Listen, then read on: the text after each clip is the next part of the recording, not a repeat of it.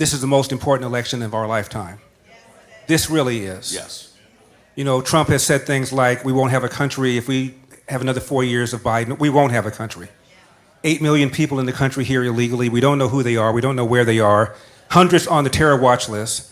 Another 9/11 is only a moment away. I believe the only reason we have not had another 9/11 is because terrorists know that if somebody pulls something like that, and if they connect the dots between that and somebody Joe Biden allowed to come in, Donald Trump wins in a landslide. So they're going to hold back until the election. We've got runaway inflation, 40-year high. Gas prices are 50% higher than they were before Trump, after Biden got in. And then, of course, you have crime. You have this hostility against the police, this war on the police after the death of George Floyd. However you feel about the death of George Floyd, let me just say this.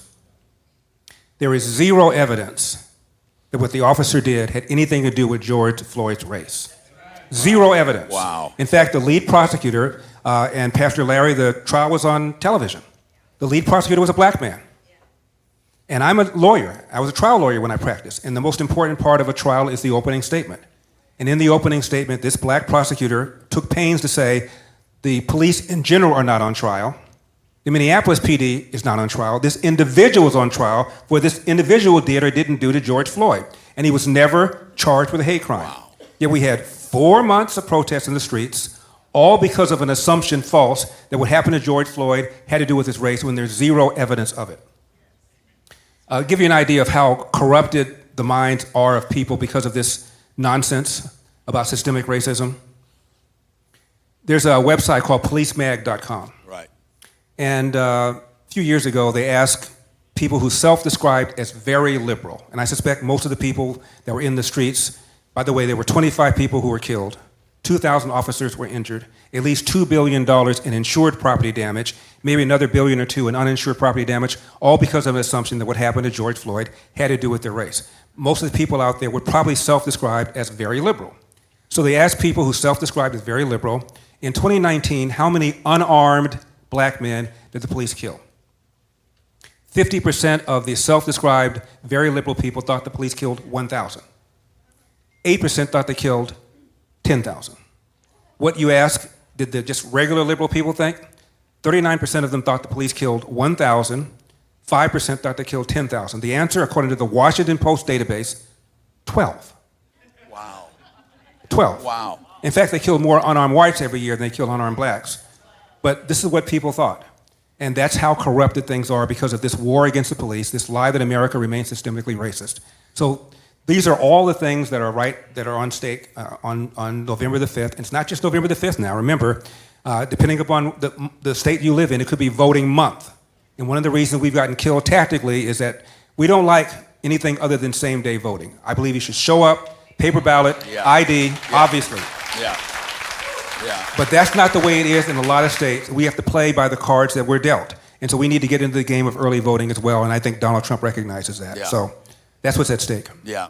You know, a couple weeks ago, I was at the Capitol, and after I spoke, I had dinner with Senator Ted Cruz. And I asked him a question. I want to ask you this.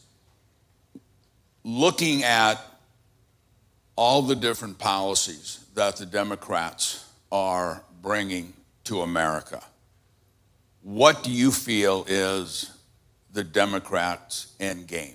What are they going for? It's obvious they are ruining our country. What's their end game? It's not, you don't have to be Columbo to put that together.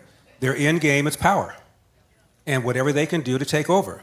It is obvious they have allowed 8 million people in the country. Some, by one estimate, 2.7 million are going to figure out some sort of way of voting. Right. They haven't won the white vote since 1964.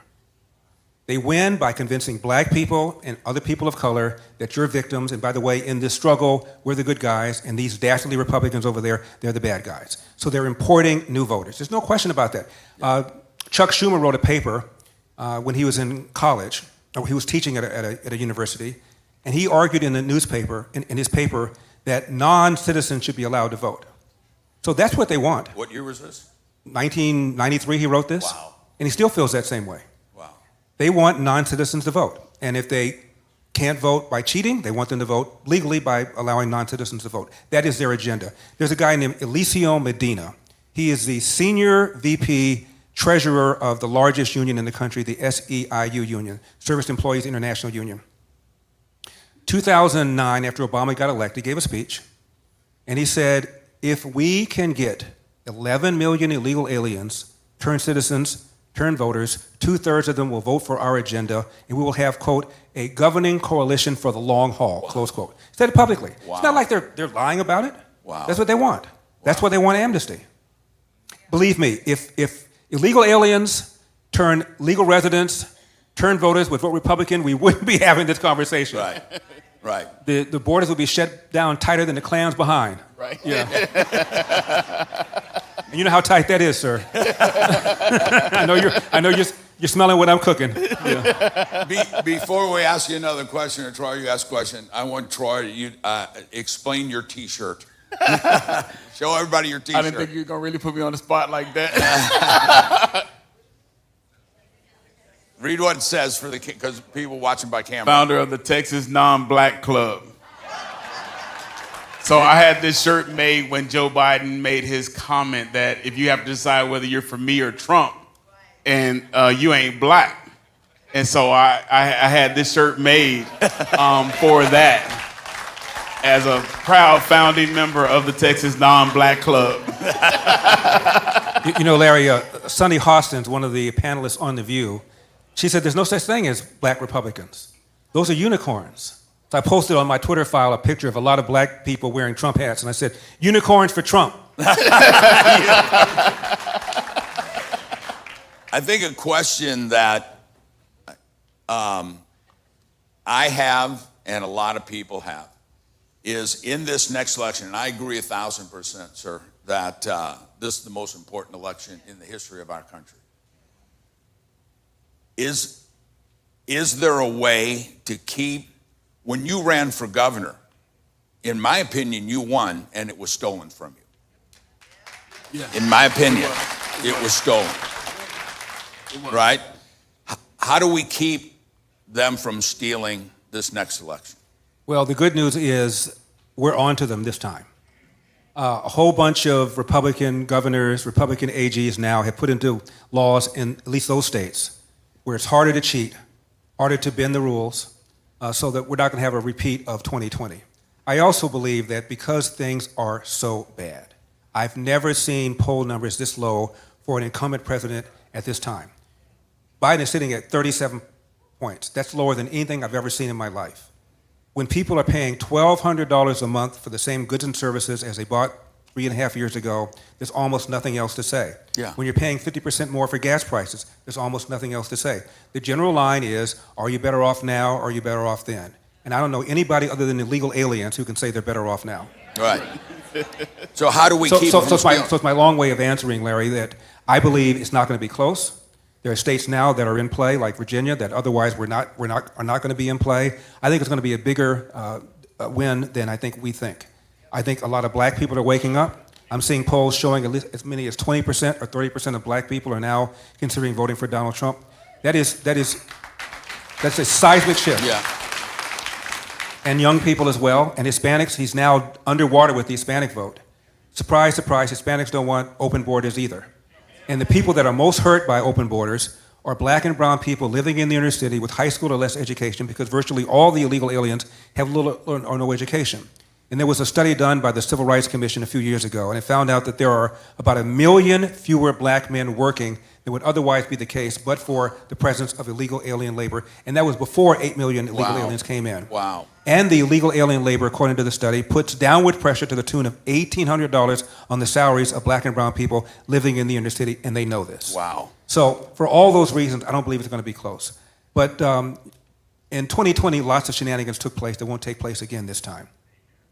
Most notably, the 51 people that signed that letter claiming that the Hunter Biden laptop story had all the hallmarks of Russian disinformation. That's not going to happen this time.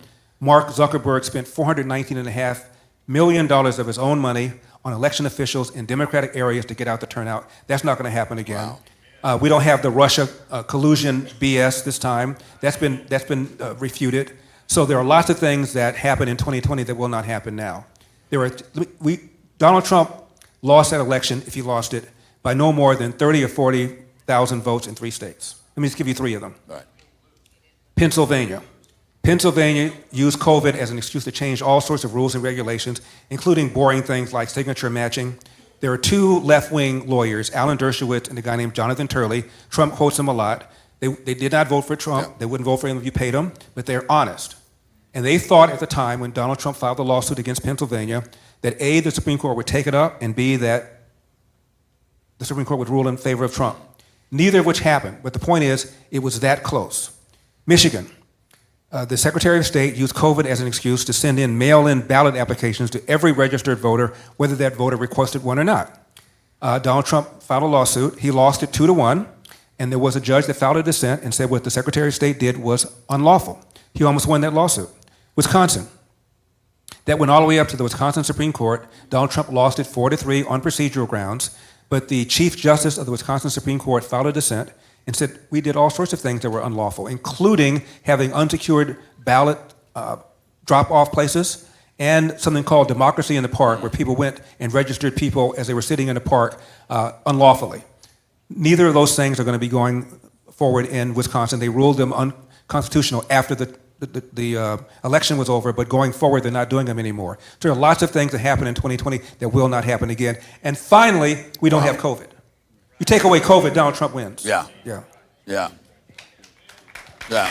You know, Troy, I'll open up for you to ask something, but I know all you know this, but this gentleman is a brilliant man. And he would have been... And sex symbol. Sex symbol. Don't leave that out.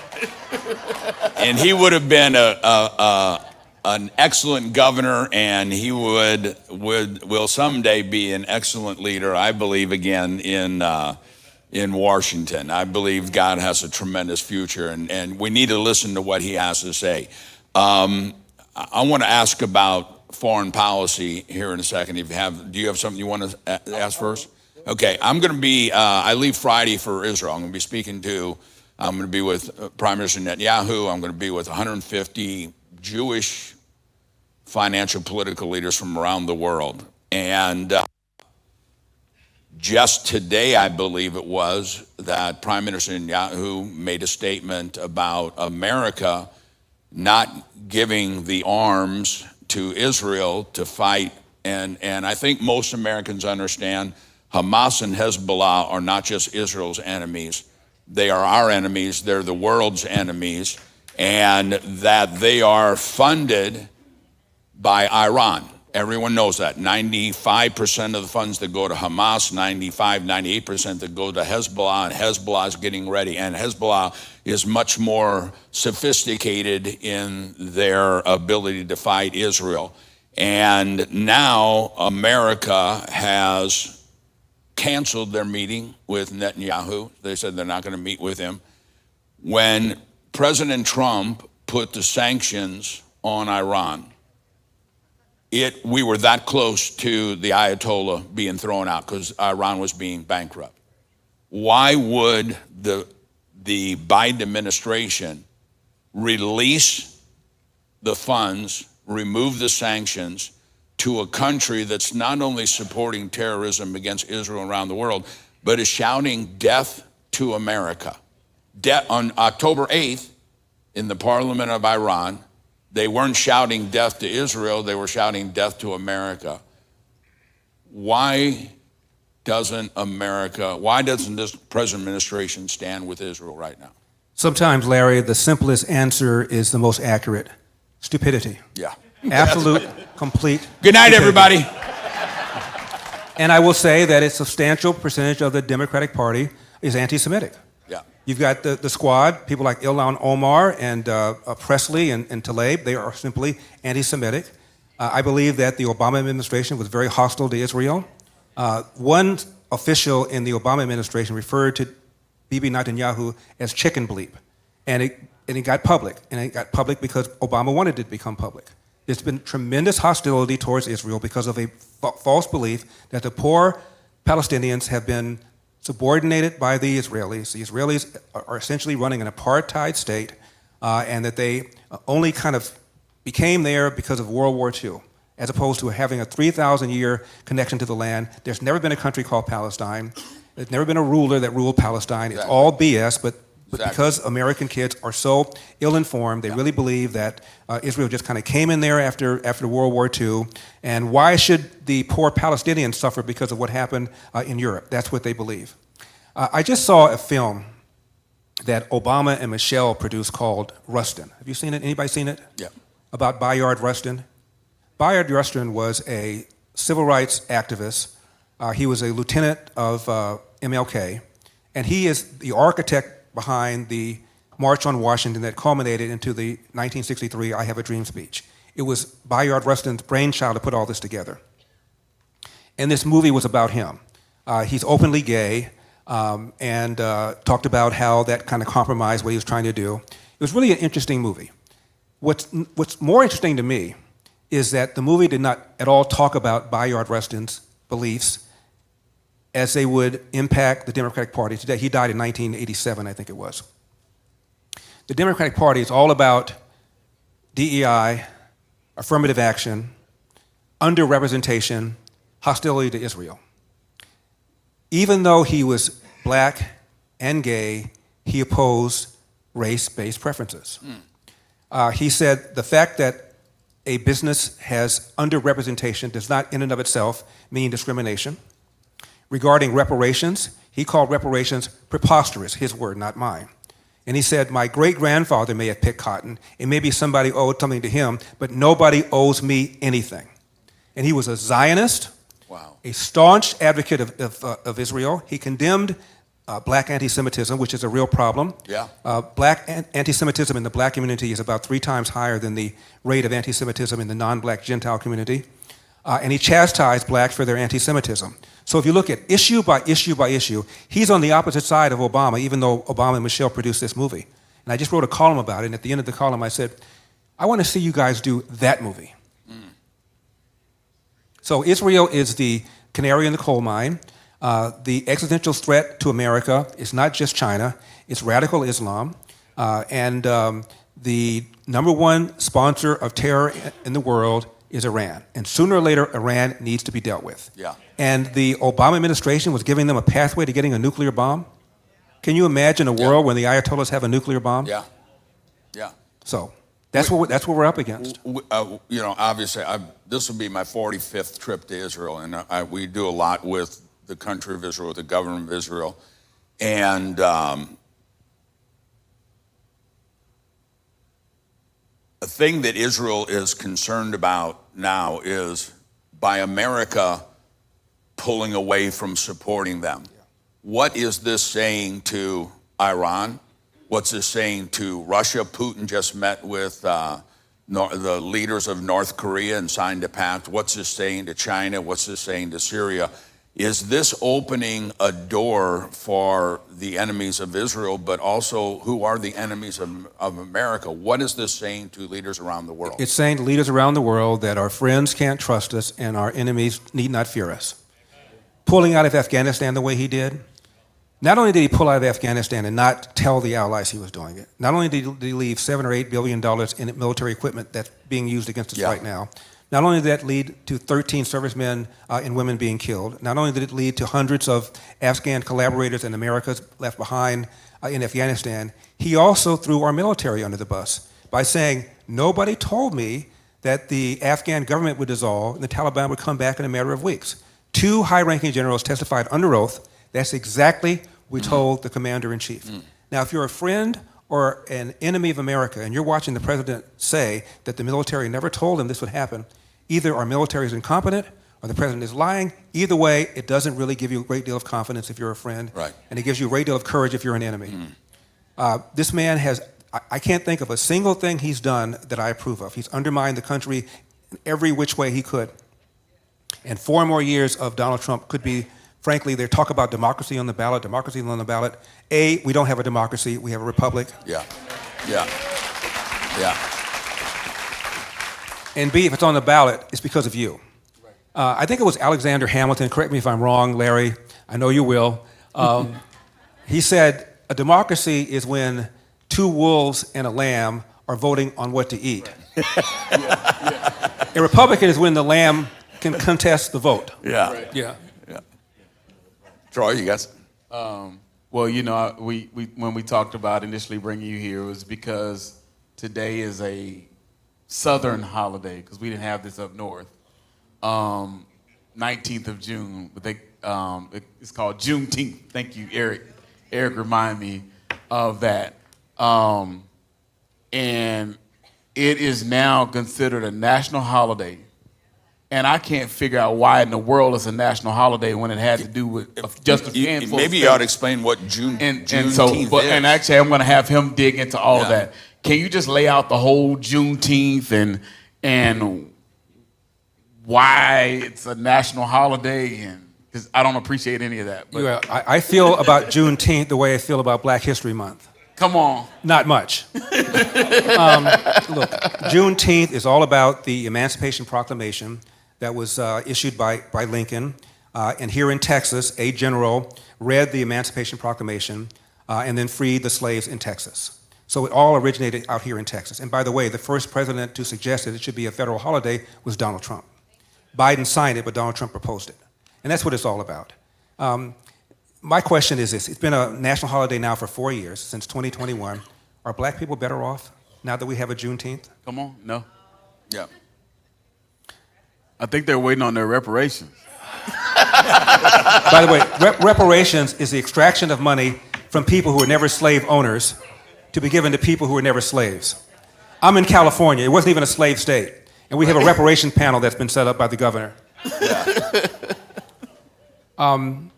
You know, the biggest problem facing the Black community is not a need for a Black History Month or a need for a Juneteenth.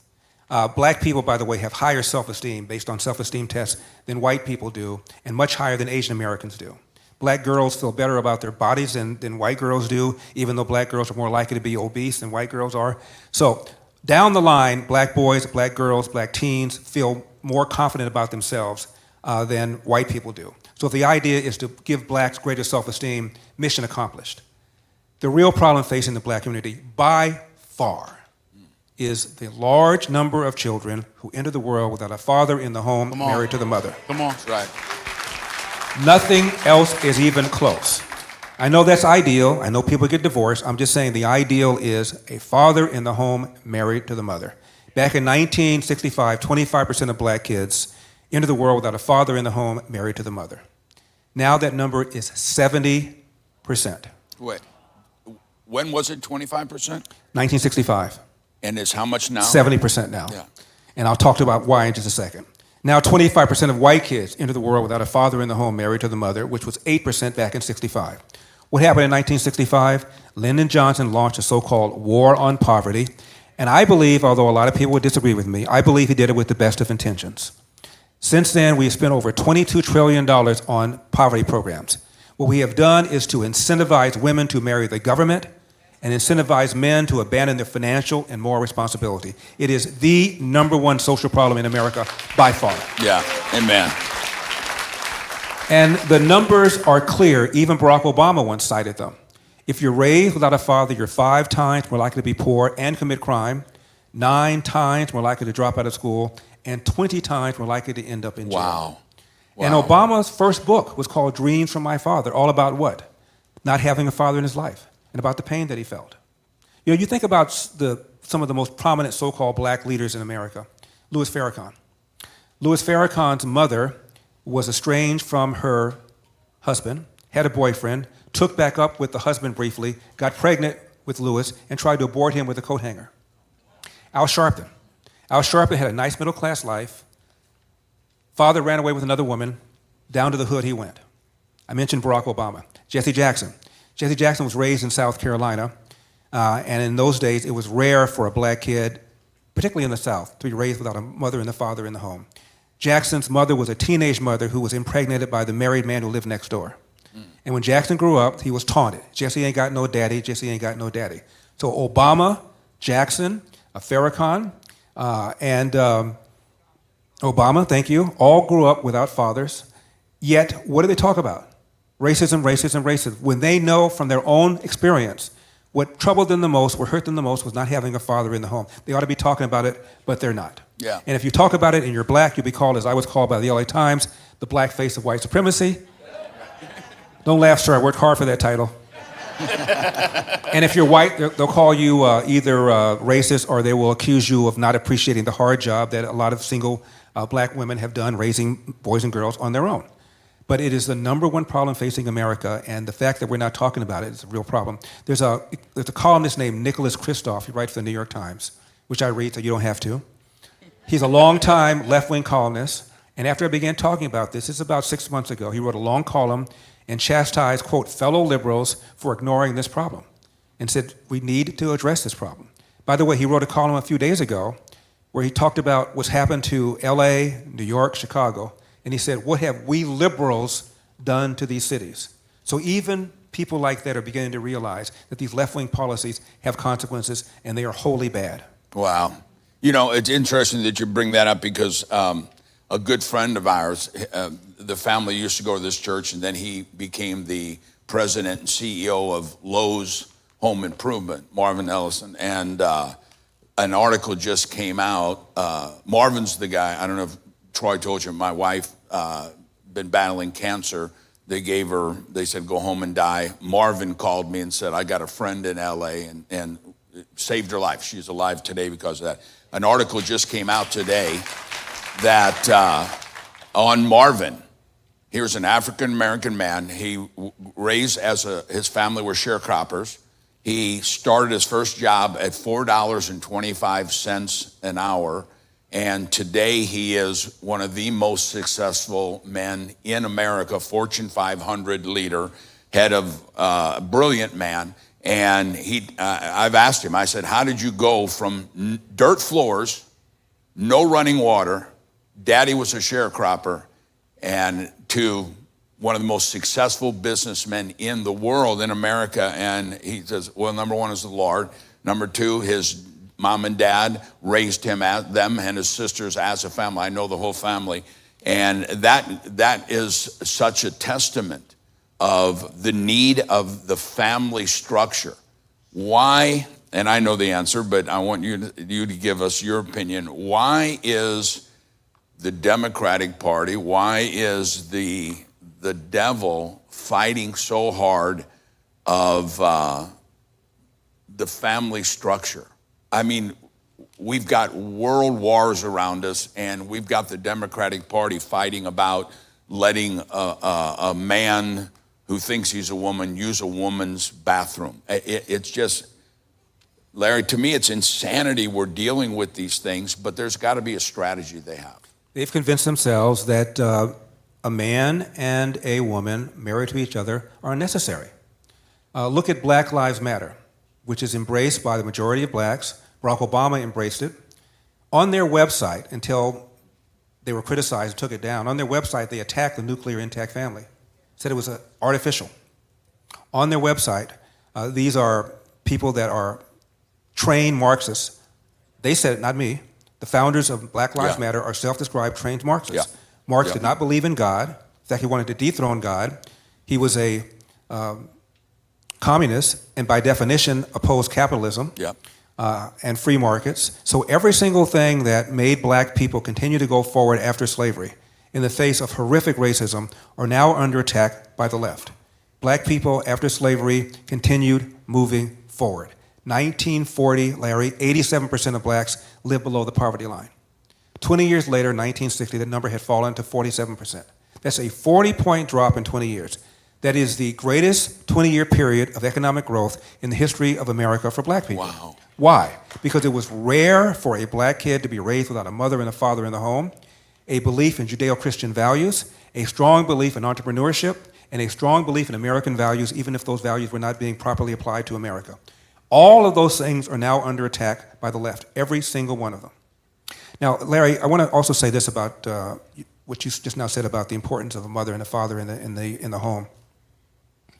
That said, it is not a death sentence. My father never knew his biological father.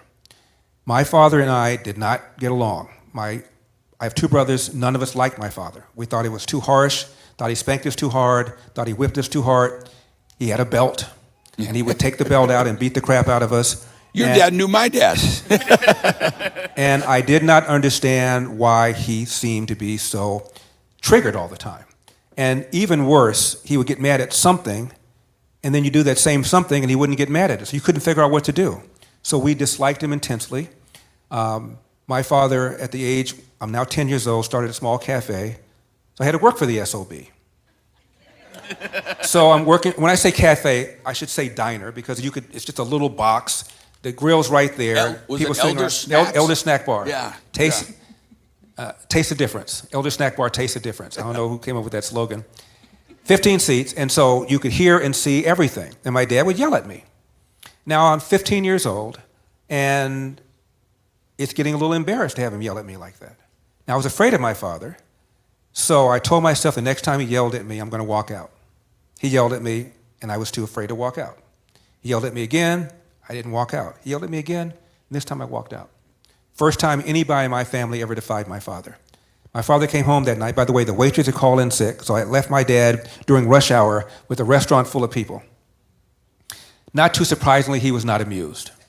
He came home. I'm laying on my bed. He said, "Why did you leave?" And for the first time in my life, I spoke back to my father. And I said, "Dad, I'm sick and tired of the way you speak to me, and I'm not putting up with it anymore."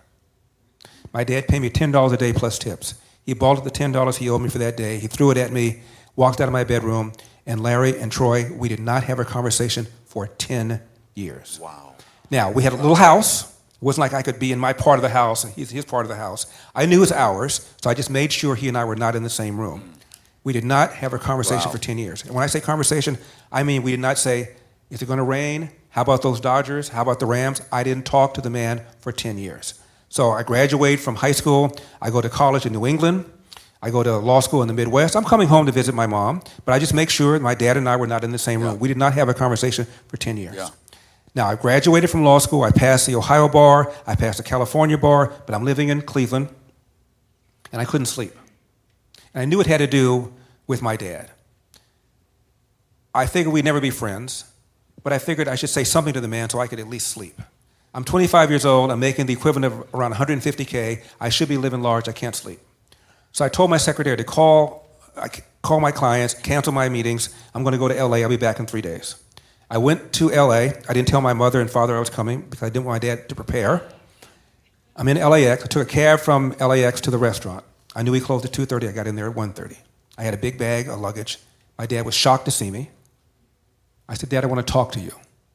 He said, "Should I put your bags in the back?" I said, "No, Dad, I'm only going to be here for 5 or 10 minutes. I want to tell you something." He said, "Okay, wait until we close." So I sat on the stool like this, and I said, "Okay, now, Larry." I had an hour to calm down. Don't tee off on the man. Don't tell him everything he's ever done, every whipping, everything he's ever said that offended you. Don't do that. Just do the Cliff Notes. 5 minutes. He'll call you an ungrateful son. You'll call him a cruel, nasty father, and maybe when you get back to Cleveland, you'll be able to sleep. So my dad sat down about as close as you are right now, and I teed off on him. And you know how I can go. I talked for 20 minutes nonstop. I told him about the time he spanked me in front of my best friend Carl, the time he spanked me when my cousin Elaine was visiting, the time he did this. Everything I could think of, I told him. And after 20 minutes, I was out of ammo. I was done. Every now and then my dad, while I was talking, would replenish his coffee, but he just took it. He'd stir the coffee. He just took it, didn't say a word. Now I'm out of ammo. My dad said, "Is that it? That it? You didn't speak to me for 10 years because of that?" And I said, "Yeah." And he said, "Let me tell you about my father." Now, I need to pause here. I knew my dad was an only child because we never got any Christmas presents from anybody. And I met his mom once, so I assumed his father was somewhere, but I didn't know where or who. I didn't care. I never sat down and said, "Dad, tell me about your life." I didn't like the man. What did I care? Yeah. So I'm hearing this for the first time. I'm 25 years old. He said, "Larry, you know your last name Elder?" I said, "Yes." He said, "That's not my biological father's name." I said, "What? Who's your biological father?" "I don't know. I never met him." "You never met your father?" "No." "Who's Elder?" Elder was a man in my life the longest, maybe 3 or 4 years. He was an alcoholic who physically abused my mother, and when I tried to stop the abuse, he'd beat the crap out of me. Every now and then he'd work, he'd give her the money, and then come Wednesday, he'd want the money to drink. She wouldn't give it to him. He'd beat the crap out of her. He said, my mom was illiterate, had a series of boyfriends, each one more irresponsible than the other, and then my father cried. Now, Larry, my father was so tough, I didn't think he was capable of crying. Wow. So here I am sitting here watching my father cry, and I didn't know what to say. Yeah. And he said, I came home at the age of 13. This is Athens, Georgia. And I started quarreling with my mom's then boyfriend. He didn't remember his name. Mom sided with the boyfriend and threw my father out of the house, never to return. Now, for the next 8 hours, my dad and I sat on these two stools, getting up only occasionally to relieve ourselves. We talked for 8 hours, and he walked me through his life. Left home at 13. Jim Crow South, Athens, Georgia, at the beginning of the Great Depression. He cleaned up trash. He cleaned up barns. He was a shoeshine boy, hotel valet. Ultimately became a Pullman porter for the trains. They were the largest private employer of blacks in those days.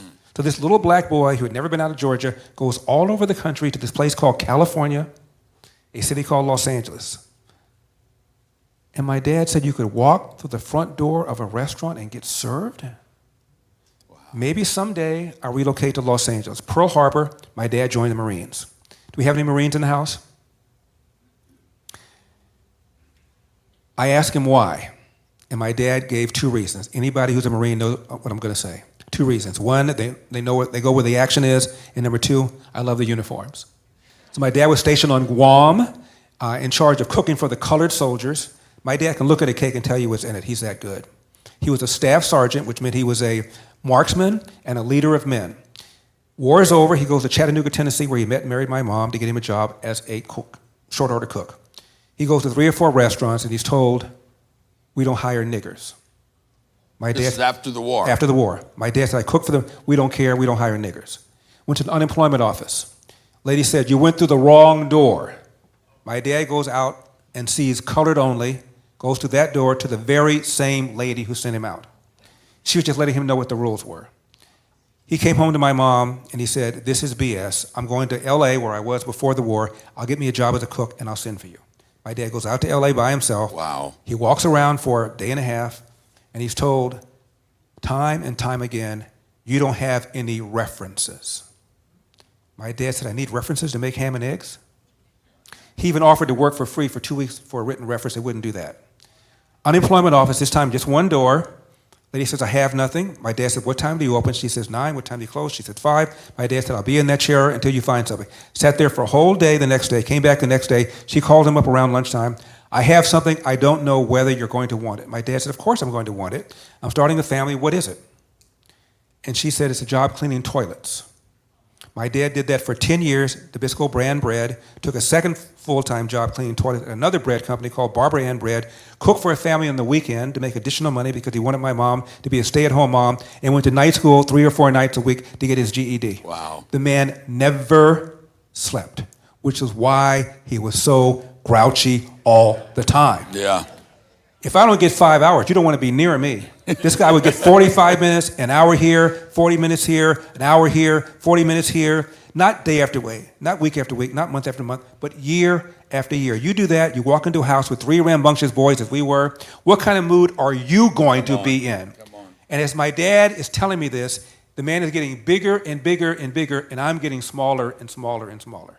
And my dad said, and then, when I was married before, I said, whoa. You were married before Mom? He said, yes. I thought he was going to say 6 months, 9 months. I said, how long? He said, 7 years. Wait, my mom and my dad were married 56 years. You were married to somebody else for 7 years? Yes. What happened? She cheated on me. She couldn't have kids. And then the other time I was married, got married at 18. The woman, teenager, her parents found out my dad was an 8th grade dropout, marched her down to the courthouse, annulled the marriage. So, Dad, first marriage is annulled. Second marriage, woman cheats on you. Why in the world do you get married again? He said, Larry, because I wanted you. Wow. Wow. Now, I'm crying. And so after 8 hours, Oh, my God. I'm crying, and I said, Dad, please, sir, you're tearing up? There's no crying in baseball. And you're making me cry. And I said, Dad, please forgive me. Please forgive me. And my dad said, there's nothing to forgive, you just didn't know. Just follow the advice I've always given you and your brothers. Hard work wins. Come on. You get out of life what you put into it. That's right. That's right. Larry, you cannot control the outcome, but you are 100% in control of the effort. Wow. And That's before good. you moan or groan about what someone did to you or said to you, go to the nearest mirror, look at it, and ask yourself, what could I have done to change the outcome? And finally, he said this, no matter how hard you work, how good you are, sooner or later, bad things are going to happen to you. How you deal with those bad things will tell your mother and me if we raised a man.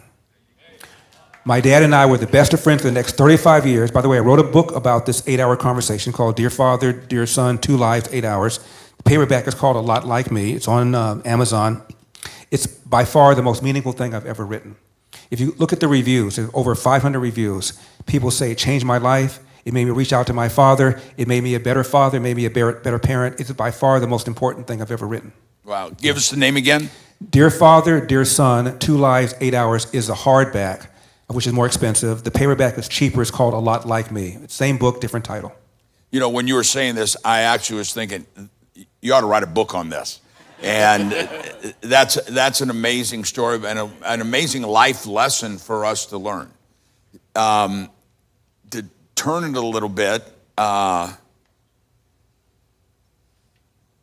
give us your opinion on, a few years back, I had a privilege of speaking at the UN, and I saw a display of the history of Islam, and it showed the end, Islam ruling the world. This was in the UN. There was no other displays, just, it was like 50 feet long. Here's where Islam started. Their goal is to rule the world. Give us your opinion. Should we, as the United States of America, be a part of the UN? What's the end game of the UN? Because it seems like a disaster to me. I'm completely indifferent. I don't see why we need one. I guess it's okay to be somewhere where you can talk, but it's just a big bureaucracy. Nothing gets done. I think it's pretty pointless. We're the biggest contributor, and they vote against us overwhelmingly. Yeah. You know, I once asked a scholar of Islam, is Islam compatible with a republic like America? You know what he said? I'm not sure. And this is a scholar. The end game of Islam is world conquest. They will tell you that. Yeah. If you look at the Quran, you have 3 choices. You can convert, you can pay a tax as a second-class citizen, or you can be killed. Pick one. Yeah. There's no other religion like that. Winston Churchill wrote negatively about Islam and said it was a malevolent force. And the good news is, of the 1.5 or so Muslims in the world, only a certain percentage of them are interested in jihad, violent jihad. But just take 10% of 1.5 million, that's a boatload of people. It's a lot. This is quite dangerous. And Yeah. Islam has changed the face of Europe. It's changed the face of France. It's changing Sweden. It's changing Europe. Yeah. I think parts of Europe are done for. And I think that the idea that we're importing a whole bunch of people from the Middle East who don't support our values, who are not truly people that believe in a Judeo-Christian based republic, is a huge, huge problem. And that we're doing it without even thinking it through, to me, is very scary. We a couple months ago, we did from Auschwitz to Birkenau. It's called the March of the Living. And I was asked by the chief rabbi of Israel to walk with him, a Christian and a Jew walking together. And something that was just so wonderfully shocking is when we got to Birkenau, where the gas chambers were, where the ovens were, I was introduced to about 50 young Muslim Palestinian youth that were there standing up for Israel. Like I said, I've been to Israel. This will be my 45th time. I have many Christian friends, Jewish friends, Muslim friends there that get along. But like you said, there's a lot of Islam that is calling for jihad. We saw this happening in our universities since October 7th, where students have been trained by professors coming in from other countries, teaching not only to hate Jews, but to hate America. How do we handle what's happening to our young people in our universities? Again, a lot of this is just flat out ignorance. We just have to tell the truth. You mentioned how many times you've been to Israel. I had my 21st birthday in Jerusalem, in the Eternal City. And at the time I had this massive afro. You want to have a good time, pull out your phone and type in Larry Elder afro and hit image. And you'll get either me or him. I had some serious kink. So I'm walking through the old city, Larry, and these Palestinian kids are just fascinated by me. It's 1973. And I'm walking, I turn around, like 5 little kids are following me. So I walk a little further, I turn around, there's 10 of them.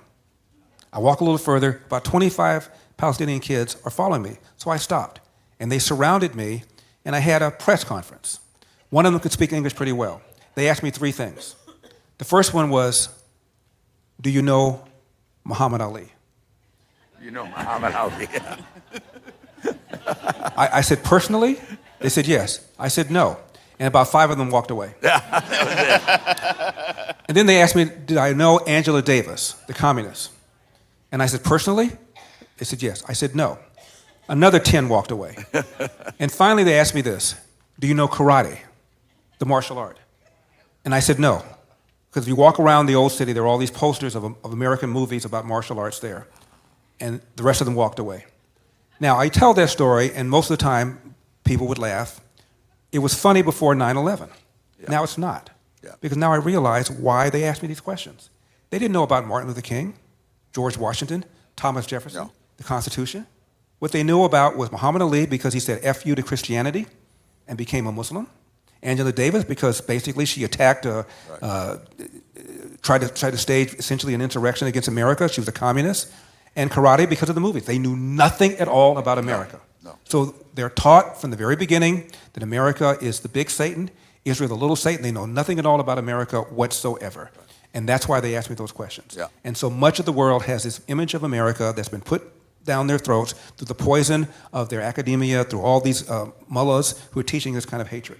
You know, again, the Jews are referred to in the Quran as monkeys and pigs, there's no question that Hamas, on its charter, called for not just the destruction of Israel, but the destruction of Jews anywhere and everywhere.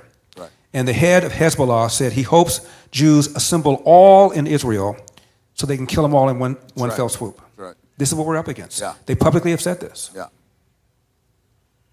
I love the fact that you're on the education topic now, because one of the things I've supported you on for a long time is your political action committee that deals with school choice. And I just want you to share with those that are viewing online and those that are here why that is near and dear to your heart.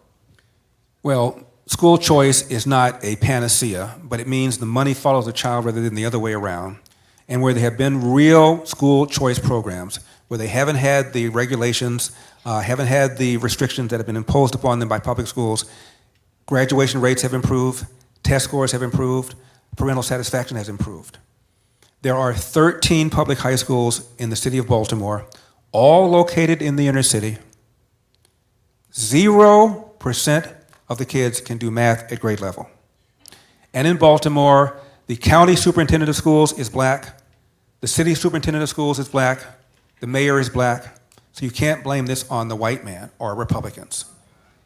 Chicago, there were 52 government schools, that's my preferred term, I prefer to call them government schools than public schools. 52 government schools where 0% of the kids can do math at grade level. Nationwide, 85% of black 8th graders, these are 13-year-old kids, can neither read nor do math at grade level. Half can't do basic reading, which means a substantial percentage of black 13-year-olds in America are functionally illiterate. Wow. Meanwhile, the Democratic Party opposes vigorously school choice because the teachers union opposes them because it threatens their jobs. Meanwhile, the elites, whether Barack Obama or Kamala Harris or Joe Biden or Gavin Newsom, have their own kids in private school. There's a very interesting story in Obama's first book, which, by the way, was really a quite good book called Dreams from My Father. There's some argument he didn't write it. Bill Ayers, who was a terrorist, who is now an educator, there's a lot of speculation that he's in fact the one who wrote it. But it's a very well-written book and a very interesting book. Obama was offered a book deal when he became the first person to be on the Harvard Law Review, first black person to be on the Harvard Law Review. So at the age of 20-something, 28 years old, he got a book deal to do the book. It didn't sell until he became president, then it sold. But there's a scene in the book where Obama is scouting around trying to decide what church to belong to. By the way, Obama was born a Muslim. And according to the Islamic religion, once a Muslim, always a Muslim. Right. I'd be interested in knowing, when did he convert to Christianity? Where's that documentary? But I digress. So he's in Chicago trying to figure out what church to join. He decided to interview with Reverend Jeremiah Wright because it was the most well-connected church.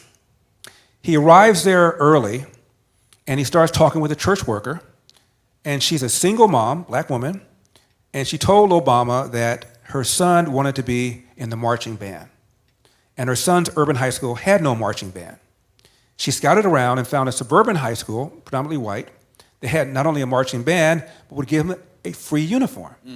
So she's thinking about moving to the suburbs, and Reverend Wright was trying to talk her out of it. She told this to Obama. Keep in mind, she's telling this to a biracial kid whose mother was living in Indonesia, sent him back to live with his white grandparents so he could go to Punahou, the finest prep school in Hawaii. So his mother did for him what this mother's trying to do for her son. Right. So Jeremiah Wright comes, Obama meets him, and raises this issue. And Reverend Wright said, that's right, if that boy moved to the suburbs, he would not know who he is. And instead of Obama saying, are you smoking something? My mother did this for me. This one wants to do that for her son, and you're telling him that it's more important for him to be around black people so he knows he's black than to get a better education. I'm not joining the church. What did Obama do? Join the church. That tells you virtually everything you need to know about Barack Obama. Wow. That's deep. That is. I bring the depth. Yes, you do. Yes. Always. That's why you're the sage from South Central. There you go. The Prince of Pico Union, the czar of common sense. There you Don go. Don Lorenzo. You know, you talked about the Democrats always throwing out this is racist and that's racist. You know, there's some things that I believe are racist in America. And I believe you would agree with the things that I believe that are racist in America. And the number one thing I believe is racist, and the only thing that I deem to be a system of racism is the Democratic Party. That's number one. The number two, and I want you to kind of give me some feedback. I'm going to run through my top three, and then just kind of fill me out and tell me where you stand on these things.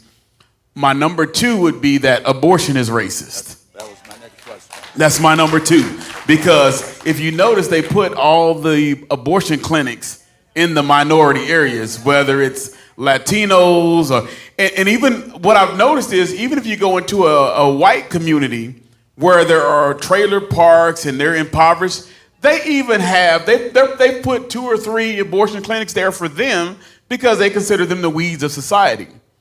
Number 3, what I consider to be racist is the public or government education system. So what are your views on those racists? Check. The Democratic Party, let's just look at the history. It is a party of slavery, the party of the Confederacy, the party of Jim Crow. Democrats founded the KKK. The KKK used to be referred to as the terror. Wait. Say that again. Democrats founded the KKK. Yes, they I didn't did. say the Democratic Party, but the people that founded the KKK were Democrats. Yes. Really? And the Democrat and the KKK used to be known as the terror wing of the Democrat Party. No question about it. Robert Byrd was a Kegel in the KKK. A Kegel is a recruiter. He was a senior executive with the KKK. So the party of slavery, of Jim Crow, of the Confederacy, the party that founded the KKK, the party of destroying the nuclear intact family with the welfare state, and the party that is governing our K through 12 urban American school. Wow. What else have you done for me lately? And regarding abortion, what you said about abortion, well, Planned Parenthood, the founder of what became Planned Parenthood was Margaret Sanger. Margaret Sanger was a eugenist who believed that certain people just shouldn't live. And she gave a speech before the Women's Auxiliary of the KKK. Who does that? And Wait. Margaret Sanger You got to educate this white boy a little bit more here. Margaret Sanger gave a speech before the Women's Auxiliary of the KKK. You know what I'm talking about. There's a picture of her giving the speech. Wow. So, wow. I have that picture. yeah, she sure did. Wow. And about a third of abortions are performed on black females. I bought that picture at a gun show when I bought my KKK robe. I thought it was so cool to be a black guy owning a Klan robe. And so I found one at a gun show and I had to have it. Listen, I let you wear that shirt to church, but don't wear the robe. Don't wear the robe. Because there's some Jews around here, we'd get nervous too. When I was running for governor, you guys passed the fetal heart bill. And so, of course, I was asked about abortion because we're talking about a blue state, California. And I said, I'm pro-life. And they talk about, well, you believe in exception for rape and for incest. I said, no, I don't. I said, an innocent life is an innocent life, no matter how conceived. Obviously, abortion for the life of the mother, Catholic Church believes that. And I said, let me ask you something. Ask Gavin Newsom, at what point does he believe a pregnancy has gone so far that to terminate the unborn child would be homicide? Nobody ever asked him. Whenever that question is put to a Democrat, they dance around it. Kamala Harris was on CBS, and Margaret Brenner, their anchor, asked her, at what point do you think an abortion has gone so far as to constitute murder? And she said, well, I believe that we ought to reinstitute the protections of Roe v. Wade. That's not what I asked you. Asked the question again. She answered it the same way. Asked again, answered it the same way. The only person that definitively answered it was RFK Jr. And he said, not my call. And the interviewer was Sage Steele. She said, including full term? He said, yes, full term. At least he was honest. He got hammered and then started backing away from it. And whenever I've seen people say this business about it's up to a woman and her doctor, then you believe that Dr. Kermit Gosnell should be set free. And they go, who's Kermit Gosnell? You know who he is, the Philadelphia abortion doctor who performed late-term abortions. One time he even said, I aborted somebody who was so old he could have walked to the bus stop. He's behind bars as we speak. Wow. So the logical extension of what you just now said is up to a woman and her doctor, because all these women gave consent, is that this man has been persecuted and should be set free. You want to go that far? They don't want to go that far. So the answer is they do want limits. They just don't want to say what they are because they're afraid they're going to lose support. So they call us extremists. They're the extremists. Come on. Yeah. That's it. Amen. That's awesome. So with all that's happening in America, there's a lot of talk about, and I'm a part of this organization. It's constitutional. It's called an Article 5 Convention of States.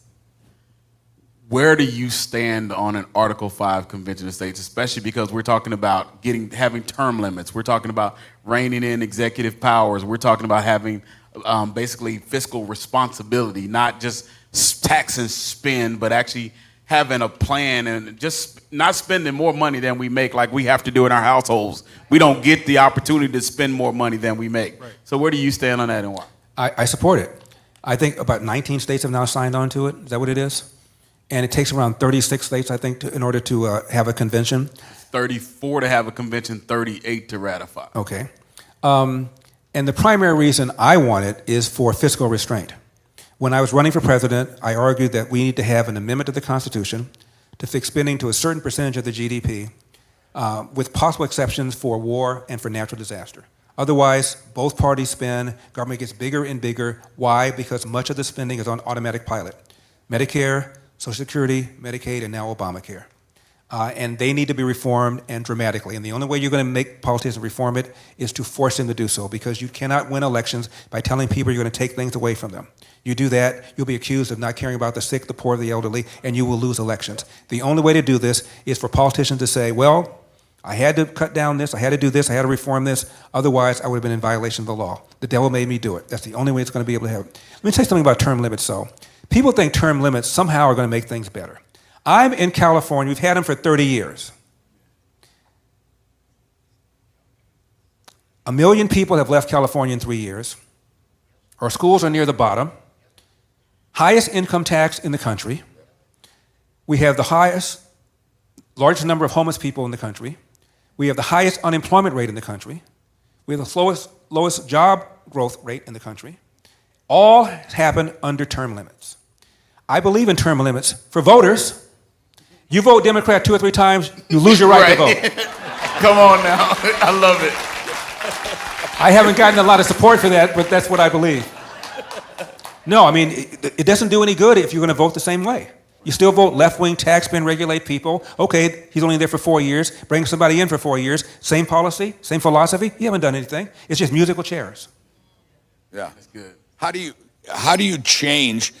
You know, we were talking about this when you first came in. I saw on Fox right when I was getting ready to come to church tonight, and the poll that they showed Biden ahead in the polls. Biden at 50%, Trump at 49%. And Troy explained you can't trust the polls. But how can it be, looking at our country, how can it look from our foreign policy to our open borders to, we just had an illegal murder a mother of 5. We had another illegal rape a 13-year-old child. We have 8 to 13 million illegals that we know of in the country. Washington State is trying to pass where they don't have any police force anymore, so they're going to allow illegals to be the police force. Illinois said that 6 months ago. How in the world can anybody be voting?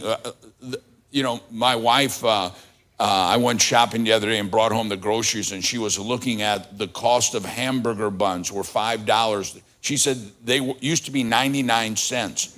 How can anybody be voting for Democrat? And the answer I've gotten is a lot of people just vote out of habit. How do we change that habit? I think it's worse than that. They don't know how bad it is because of the sources of their news. I watch Fox, I watch Newsmax, but I also make sure I watch CNN and MSNBC, if only to find out what they're talking about. Yeah. There's a guy on Fox named Bill Maloogian, been on the borders now for a couple of years. He does these amazing stories about these hordes of people coming up through our country. And then I cut on CNN, nothing. Yeah. Cut on MSNBC, nothing. It was only when governors like yours and like Florida began putting illegal aliens on buses and sending them to places like New York and Chicago did they start caring about it. Yeah. Yeah. A few years ago, 2.5 million illegal aliens came in 1 year. A pollster asked Americans, how many illegal aliens came in that year? The average person said 250,000. They were off by a factor of 10. Now, there's no way you could watch Fox and not know the answer, but you can watch CNN, MSNBC, Google News, Yahoo News, TikTok, and be completely ignorant. One of my good friends is Thomas Sowell. He's a mentor of mine, the great economist. He's still with us, 95 years old, and probably the most studied aspect of economics is the minimum wage. California just enacted a minimum wage of $20 an hour, went into effect April 1st. Minimum wage. Since then, that's a 25% increase on what it was before. Since then, 10,000 fast food jobs gone. Yeah. Just since April the 1st. Yeah. And so I said to Tom, we're having dinner, I said, this is the most studied aspect of economics. Almost everybody thinks the minimum wage is wholly bad. It hurts people at the bottom the most, black and brown people with less education more than anybody else. There's a left-wing economist named Paul Krugman. He writes for New York Times. Even he once opposed the minimum wage and said it killed jobs. He's now done a 180 because of politics. The New York Times, 1987, editorial, ideal minimum wage 0.00. New York Times, they've done a 180. But overwhelmingly, the studies have shown that they hurt the very people that they purport to help. I said to Tom, how come you guys can't win this argument? He said, Larry, most people haven't heard the argument. Oh, wow. Wow. So, in my book, I wrote about the race for governor. It's called As Goes California, My Mission to Rescue the Golden State and Save a Nation. As you can see, my goals are modest. So race is over, and I went to a restaurant on the west side of LA, and my buddy's about 15 minutes late, so I'm sitting at a table by myself, and then ladies sitting next to me, I think they start feeling sorry for me, and we start talking. And turns out they're 85 years old, Jewish, known each other since the second grade. One of them was celebrating her 85th birthday. And then around 20 minutes into the conversation, one of them stopped and said, wait a minute, I know you. You're that guy that ran for governor. You're that Larry Elder. Guess who we voted for? I said, you didn't vote for me. She said, how do you know that? I said, well, let's see. We're in the west side of LA. You're both Jewish. It doesn't take Colombo to put that together. You didn't vote for me. And they said, you're right, we didn't. I said, let me ask you something. You have kids? Yes. Did you put them in LAUSD? No. Why? Quality is too bad. What do you think about the fact that 1 million people left California in the last 3 years? I have good friends who've left California. What do you think about the way Gavin Newsom shut down the state because of COVID in a more severe way than anybody else did? I have friends who lost their restaurants. By the way, a third of all restaurants in California are now gone forever. Wow. And most of these are the mom and pop ones. A third? Wow. Gone forever. Most of them are the mom and pop ones run by black and brown people. Gone forever. How do you feel about the crime? They both told me that they had friends who had been victimized. How do you feel about homelessness? They both told me that there were homeless encampments near their home. I said, so here we are, finishing each other's sentences, and you didn't vote for me. Have you ever had a conversation with a conservative Republican? They looked at each other and they said no. Yeah. I also mentioned in the book I've had some back issues, which is why I take Relief Factor. That wasn't a commercial. And a friend of mine gave me a massage therapist he thought would be able to help. So I go, and I'm assuming it's going to be in an office building. I turn down a residential street. I go to a house, knock on the door. Door opens. I get hit in the face with this big plume of marijuana. Not that I would know what that would smell like, Larry. Yeah. I've just read books. Yeah. Movies. Movies. And the lady is 3 or 4 different shades of hair color. She got tattoos everywhere, ear piercing everywhere but her eyeballs. We come in, and she's working on my back. She's playing Motown music, which is my favorite genre of R&B, of popular music. And virtually every song, I knew the backstory. My Girl is my favorite R&B song. I said, oh, My Girl. That was written by Smokey Robinson. He wrote it for David Ruffin, the lead singer of The Temptations, who, by the way, OD'd on cocaine. Right. Another song came on. That's Marvin Gaye. He wrote an album called What's Going On. Barry Gordy, the founder of Motown, tried to talk him out of writing the album because he wanted to control songwriting, but Marvin Gaye did it anyway, became the best-selling album for Motown. So every single song, I pretty much knew the backstory. And she said, about a half hour into the session, I know who you are. When you called to make the appointment, I knew who you were then. I said, wasn't going to say anything because I didn't vote for you. But had I known you were this funny and this personable, I would have voted for you. Yeah. I said, Yeah. do you know any Republicans? She said, no. I said, News Bulletin. We have personalities. We have senses of humor. Can you imagine not knowing a Democrat? Yeah. Not possible. Yeah. They don't know any Republicans. Yeah. Never had a conversation with one. Yeah. Yeah. You know, and that's one of the reasons I've been asked to come to Jerusalem, is to speak to the Jewish leadership, because forever the Jewish people have voted Democrat, and they're starting to wake up, just like I think African Americans are starting to wake up, Latinos are starting to wake up, and I got nothing against white people. I married one. And they're saying, you know what? We think a big portion is getting ready to make that shift, and so that's why I'm going over there to speak to this group.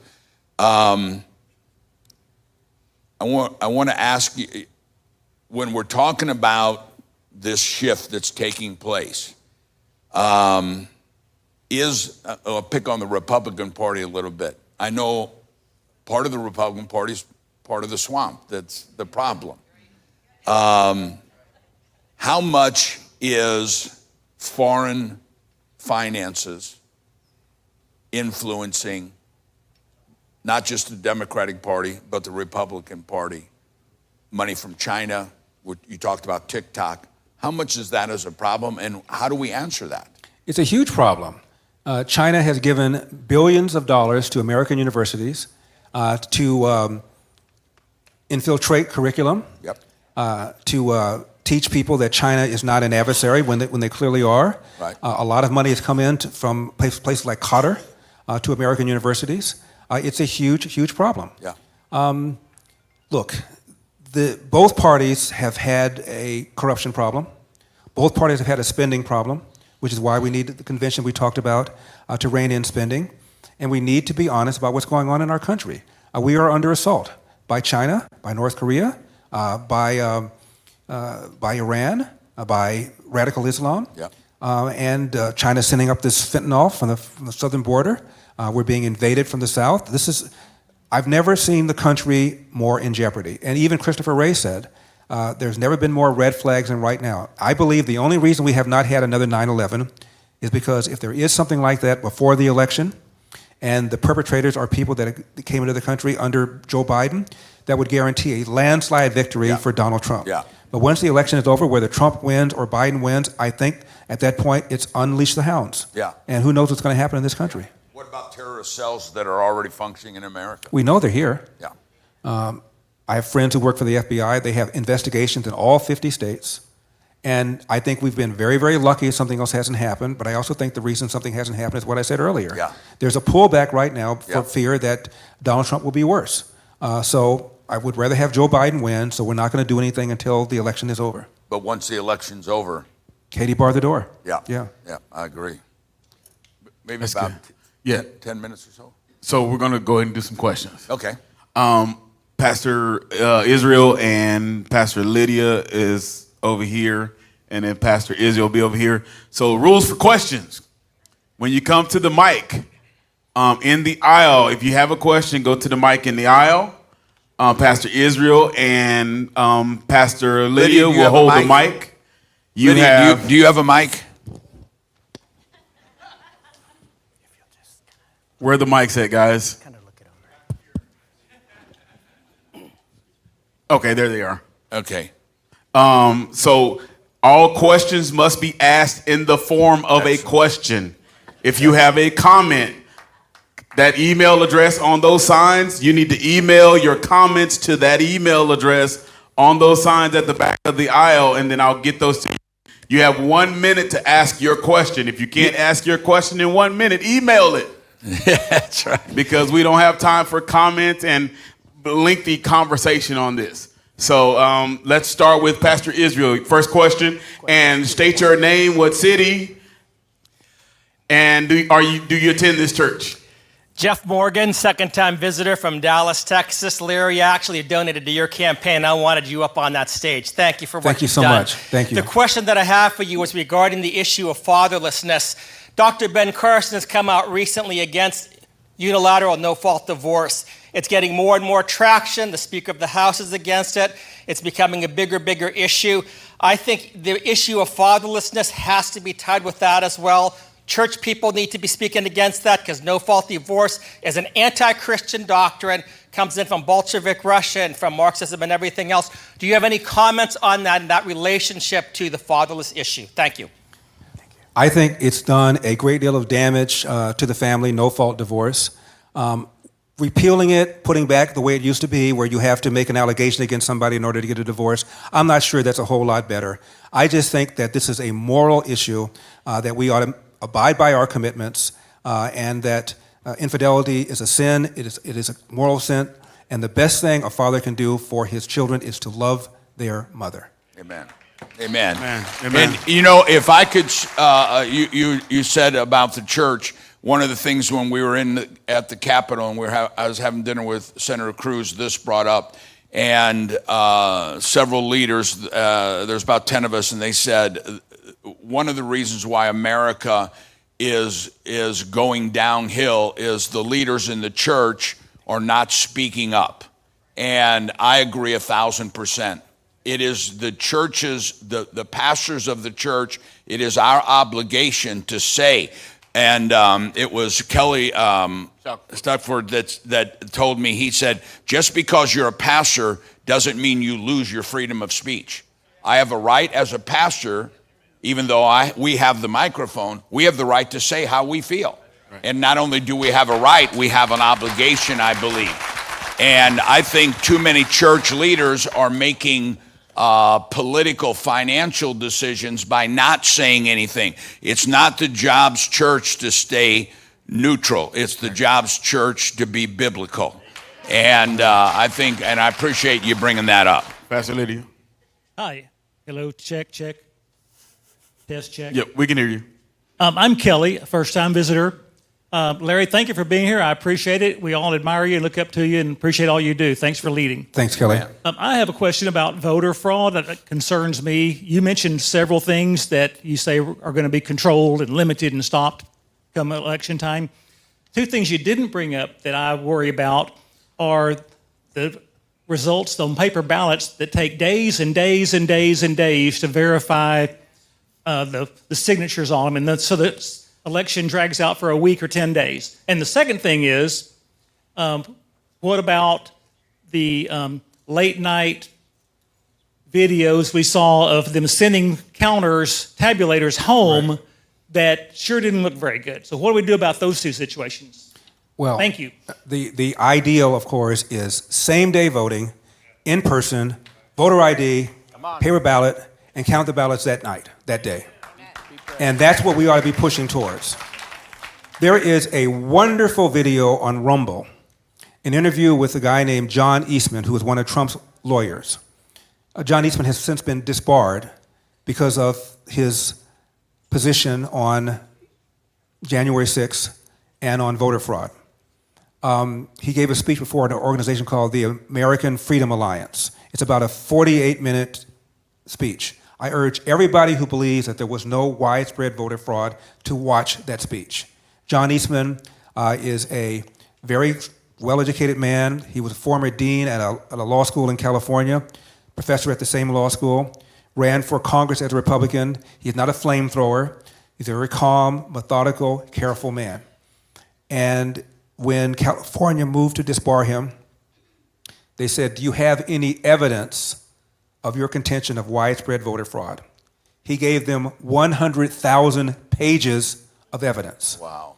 And he still got disbarred. Wow. But if you listen to what he said about what happened in Wisconsin, what happened in Michigan, what happened, as you mentioned, the time where they had these voting ballots. Let me just mention Wisconsin. Generally speaking, around 10 to 15% of people living in nursing homes in Wisconsin vote. In the 2020 election, there were nursing homes where close to 100% voted, including people that were in what's called the memory wing. There is video, you can go on YouTube and see it yourself, where someone is sitting with his or her loved one, and the loved one has no idea where he or she is. And this loved one voted. And the senior citizen voted. And the loved one said, I have no idea why my uncle, why my father, why my grandfather voted, because he couldn't cast a ballot. 100% voting. Wow. And the Republicans hired the former Chief Justice of the Wisconsin Supreme Court to do an investigation, and he filed a report talking about all of these shenanigans. Wow. And Donald Trump lost Wisconsin by, I think it was 10,000 votes. Yeah. So there's no question, in my opinion, that the election was rigged, stolen, shenanigans, use your favorite word, but it was completely, totally unfair.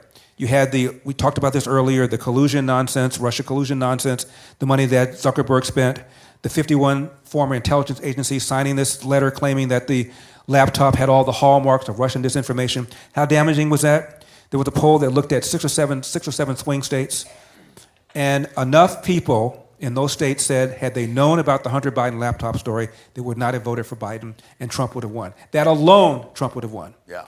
So. Yeah. And if I could throw something in there also that Troy we talk about all the time, is in August, 5 or 6 of his pastors met with President Trump, and he encouraged us, get the churches to be a voting place. Yep. And we've done that here, right? We're doing that here. And I think we have 300 and something churches so far signed up to allow their lobby to be a place of voting so that we have the correct people standing there watching what's being voted. But friends of ours told us in D.C., they went to vote, pulled out their ID, and they said, no, we can't look at your ID. We can't look at your ID. And they said, well, how do you know I'm me? Well, we just trust you. Well, that means I can go down the road. And There's a video of a short little white guy going up to a precinct, and he said, my name is Eric Holder. And he was given Eric Holder's ballot. He didn't cast it, which would have been a crime, but he got the ballot. Are you kidding me? oh my gosh. Can I tell you another quick story a little bit? This contempt people have for Donald Trump, much of it is based upon things he didn't say, didn't do. There was a poll in August of 2016, this is right before the election of 2016, and the number one reason that people gave who didn't like Trump for not liking him, number one reason, what do you think it was? He mocked a disabled reporter. Now, the reason I'm mentioning this is this is maybe a month or two ago. I'm my dentist's office on the 5th floor. I get in the elevator to go down to the 1st floor. I punch number 1, and the door opens. I walk out, not paying attention, and I almost knocked over this little person. That's the term for them. It's a little person, no more than this tall. And my knee hit her right in the forehead. I said, I'm so sorry. And she said, that's all right, you just didn't see me. I know who you are. You ran for governor. And I don't agree. And so we're going down to the 1st floor, and I got off and I said, can you tell me the number one thing you disagree with me on? She said, Trump. And I said, what about him? And she said, he's an a-hole, except she didn't say A. I said, what makes Donald Trump, give me the number one reason Donald Trump's an a-hole. And she said, he mocked a disabled reporter. I said, that's a lie. The reporter in question is named Serge Kovaleski.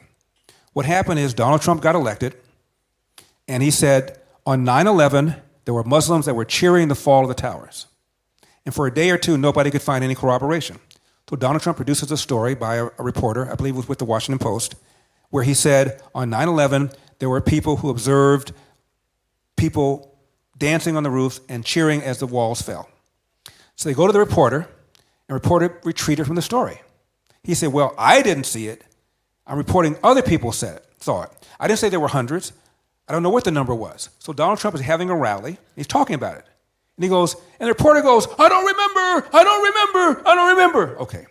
Serge Kovaleski has a disability. He has an atrophied arm that goes like this. He doesn't go like this. He speaks very calmly and a very articulate man. He doesn't go like, even he never said he mocked me. Other people said it. Wow. So now that's become the thing. Donald Trump mocked a disabled reporter. There's a website called Catholics for Trump with 3 or 4 videos where Trump goes like this, to mock himself, to mock an able-bodied general. Donald Trump is a stand-up comedian. He does that. He wasn't mocking his disability. He was mocking his retreat from the story. And she said, I didn't know that. Yeah. And she said, and also I'm Jewish, and I like Donald Trump's stance on Israel. He moved the embassy from Tel Aviv to Jerusalem. I said, not only that, he cut off funding for the PLO because they were giving money for homicide bombers. It's called pay to slay. Pay to slay. Yeah. He did the Abraham Accords. He has been arguably the best friend Israel ever had. And she said, you're making me think. She said, you're cute. And I said, so are you. May I take your picture? She said, yes. I went down, took a selfie. She said, thank you for asking permission to take the picture. I said, what do you mean? She said, most people see me walking down the street and like I'm an exhibit in a zoo and take my picture without permission. I said, well, they're a-holes. Oh,